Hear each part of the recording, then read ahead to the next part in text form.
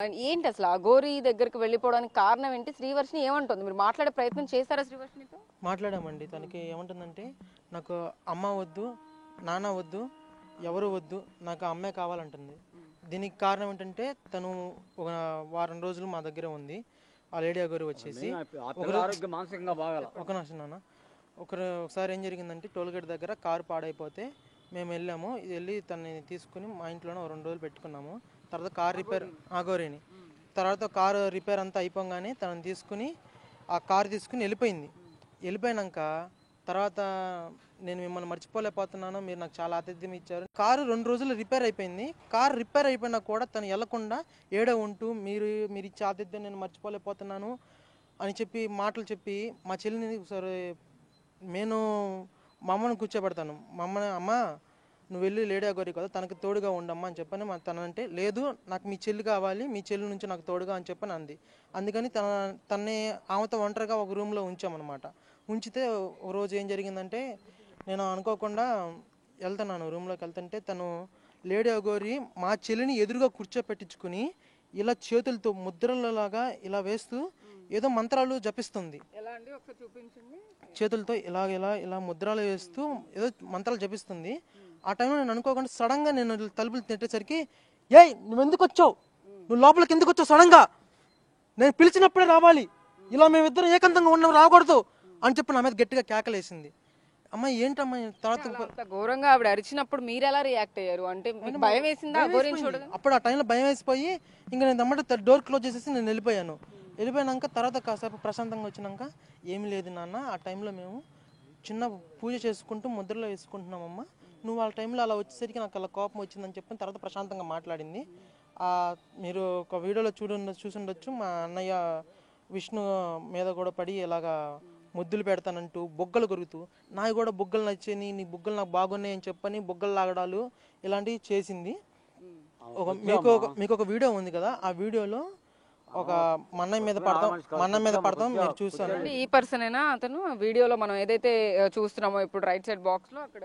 అవునండి ఈయనండి విష్ణు. ఈయన మీద పడి ఎలా అయితే చేస్తున్నారో ఆ పర్సన్ అయితేను విష్ణు. అవునండి.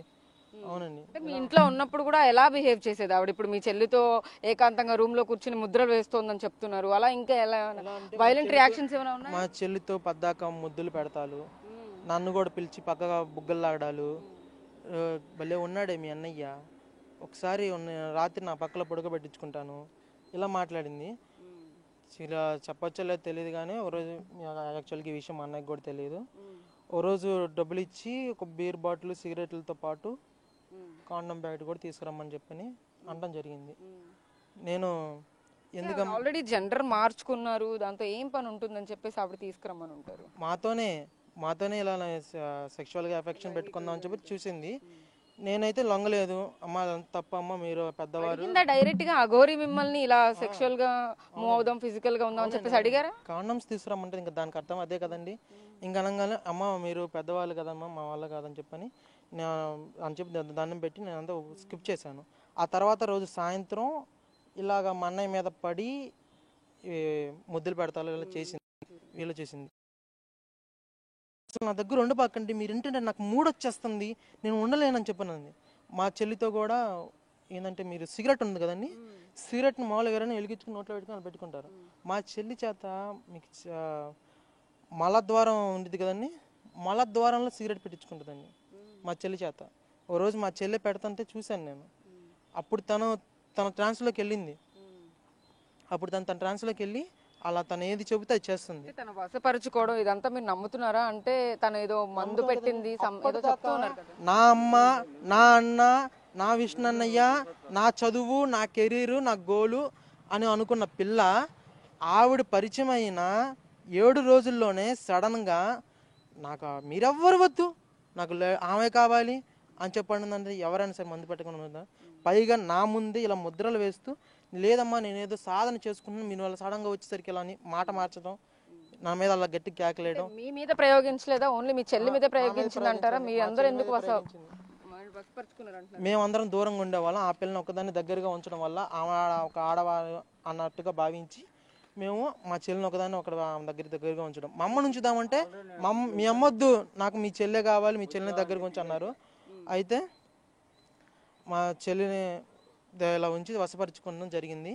అయితే ఇందులో మొన్నటిదాకా మా మా చెల్లికి ట్రీట్మెంట్ ఇద్దామన్న టైంలో ట్రీట్మెంట్ ఇద్దామంటే మా అమ్మ కూడా అడ్డుపడుతున్నారు. ఎందుకంటే మా అమ్మకు కూడా కొంచెం డబ్బాస్ చూపించారేమోనని నాకు అనుమానంగా ఉంది. మా అమ్మ కూడా ఇప్పుడు బాధపడుతున్నారు, కానీ డబ్బాస్ చూపించినప్పుడు మా అమ్మ ఇలాగా ట్రీట్మెంట్ జరగనివ్వకుండా. రకమే అంటారా మీ అమ్మగారు కూడా? అంటే డబ్బులు చూపిస్తే అంటే ఏమైనా ఫైనాన్షియల్ గా ఉపయోగపడితే అని అనుకుని భావించుంటారా? ఫైనాన్షియల్ భావించారని అనుకున్నాను. సాధించి నేర్పించి పంపించేస్తానని చెప్పాను. మా అమ్మకి అలా మాయ మాటలు చెప్పి కొంచెం డబ్బాస్ చూపించారు. మా అమ్మగారు కూడా మా చెల్లికి ట్రీట్మెంట్ జరగనివ్వకుండా అడ్డుపడ్డారు. ఆ టైంలో ఒక మజ్జిగలో ఏదైతే మందు ఉందో ఆ మందు కక్కించడానికి ఒక మెడిసిన్ కలిపి ఇస్తుంటే మా అమ్మగారు కూడా ఇవ్వనివ్వలేదు. ఆ టైంలో లేడీ గారి కూడా ఫోన్ చేసి ఇవ్వద్దు, ఎలాంటి ట్రీట్మెంట్ తీసుకోవద్దని చెప్పని అన్నట్టుగా మాకు తెలిసింది. అందుకని మీరు డైరెక్ట్ గా మాట్లాడి శ్రీవర్షిని పంపించమని అడగలేకపోయారా అఘోరిని? తన మందుల వల్ల, ఆ లేడీ అఘోరి చేసిన ఇన్ఫ్లుయెన్స్ వల్ల మా చెల్లి మానసికంగా కుంగిపోయి నేను వెళ్ళను వాళ్ళతో, నాకు మా అమ్మ నాన్న వద్దంటున్నారు. తను మెయిన్గా ముఖ్యంగా చెప్పాలంటే మా చెల్లి మానసికంగా బాగోలేదు. మేము గుంటూరు మానస హాస్పిటల్లో కూడా అపాయింట్మెంట్ తీసుకుంటే హాస్పిటల్ తీసుకెళ్దాం అన్న టైంలో మా అమ్మగారితో ఇలాగా మీరు తీసుకెళ్ళొద్దు హాస్పిటల్కి అని చెప్పడం జరిగింది. అందుకని ఇలా హాస్పిటల్కి తీసుకెళ్ళకుండా అదే రోజున వెళ్ళిపోవడం జరిగింది మా చెల్లి. సో ఇప్పుడు మీరు కంప్లైంట్ ఇచ్చారు కదా, పోలీసులు ఏమంటున్నారు? మీ చెల్లిని మళ్ళీ రిటర్న్ మీ ఇంటికి పంపిస్తాను తీసుకొచ్చి మాట్లాడించి ఆ పిల్లని వాళ్ళ సంక్షంలోనే ఆ మానస హాస్పిటల్కి తీసుకెళ్లి ట్రీట్మెంట్ ఇప్పిస్తానన్నట్టుగా మాకు చెప్పారు. అఘోరిని తీసుకొస్తా అన్నారా? కస్టడీలోకి తీసుకుంటా? అఘోరితో ఇప్పుడు మా చెల్లి ఉంది కాబట్టి తీసుకొచ్చి అక్కడ ఉంచి ఒక కానిస్టేబుల్ని ఇప్పించి మా చెల్లిని మమ్మల్ని తీసుకుని మానస హాస్పిటల్ తీసుకెళ్లి ట్రీట్మెంట్ ఇప్పిస్తాను అన్నట్టుగా అన్నారు ఎస్ఐ రవీంద్ర గారు. అంటే చాలా వైలెంట్ గా బిహేవ్ చేసిన పరిస్థితులు మనం చూసాం అఘోరి చాలా సార్లు. ఇప్పుడు మీ ఇంట్లోనే ఉన్నారు అని అంటున్నారు, మిమ్మల్ని కొట్టడం కానీ అలాంటివి ఏమైనా చేశారా ఇంట్లో? మా ఇంట్లో ఉన్నప్పుడు అంతా బాగానే ఉందండి. సెక్సువల్ హెరాస్మెంట్స్ చేశారు బాగా మిమ్మల్ని కూడా. నాకు అది కావాలి, నాకు ఇవ్వండి అని చెప్పని. సో ఇదిగో ఈ పర్సన్ ని కూడా మాట్లాడడం అంటే ఈయన మీద ఎక్కడం కానీ తన ముద్దులు పెట్టడం అవన్నీ చేశారు. అప్పుడు ఎలా అనిపించిందండి? మీరేం అడ్డుకోలేదా? తోసేసేవాడిని అండి. తోసేసినా కూడా తనకి నాకన్నా బలం ఎక్కువ.